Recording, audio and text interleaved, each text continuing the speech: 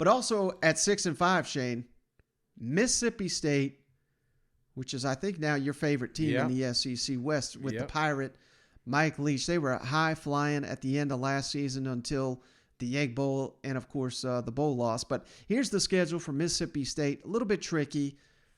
Memphis at home. We all know how that went last year. We got robbed.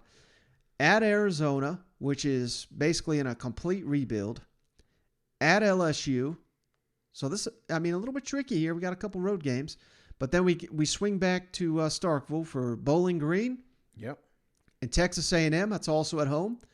Arkansas is at home. Oh, shit, this schedule's looking difficult now. At Kentucky, at Alabama, my goodness. Then we got a bye week for the Final Four. Auburn at home. Georgia at home. Oh, ooh, buddy. ETSU, who I think last SEC team they faced, they beat them. Yeah. Of course, that's Vanderbilt. And then at Ole Miss. So, again, is Mississippi State going to lose half their football games? No.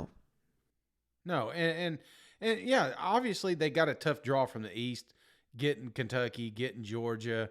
Obviously, those are going to be some tough games. But when I see Mississippi State and all the returning talent, I really see them catching fire early and going 4-0. And maybe close your ears, LSU fans. I just think right now, I'm not saying Kelly's not ready, but by week 3, getting the Pirate, that's going to be a tough little matchup, fun game to watch. But I think with all the returning talent that they have, that they're going to be hitting on all cylinders by that week.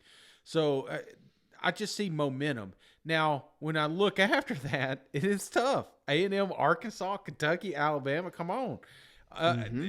Georgia, if they can steal one or two of those games, then this is a no-brainer. But it's a tough draw. But you're what, 6? You got to win 7 games. That's it. And I think this is a team that is going to do that. I think they have potential to win more than that. So I'm pretty confident with Mississippi State. And the closer we get to the season, the more I fall in love with this program. So give me the over, and I'm going to put about $92 on that. Yeah, now here's the only hiccup, Shane, with a Mike Leach coach football team. They have a history of dropping games they shouldn't. So, I could see him losing to Arizona week 2. Yeah. But he's such a good coach. It seems like every year he does that, then he turns around and beats Alabama on the road. You know what I mean? So it's almost a wash. He's so good that you can never discount him in any football game. So yeah, the same deal we were kind of saying with Ole Miss, but even better because the line is so low at 6.5. Mississippi State takes care of business in the non-conference. Yeah. We are 3 wins away in the SEC from hitting the over. Right. And we know how difficult it is to win in Starkville with those cowbells. I mean, hell, everybody, you think you're ready for it till you get down there and they start clanging in your ear. You know what I mean? So you're looking at it and you're saying, oh, my God, Georgia's coming to town. Well, guess what?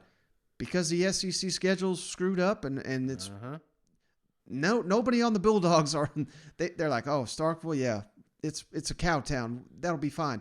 And then you start hearing those damn bells. Who knows? I mean, they may not be able to handle it. You know what I'm saying? So exactly. That goes across the board for a lot of these. It's both sides of the ball. I mean, you saw it last year with the defense. There was a lot of games that they were in just about every matchup, and yes, they made some boneheaded mistakes. And the thing that keeps drawing me back to this program is just the youth and inexperience we had last year.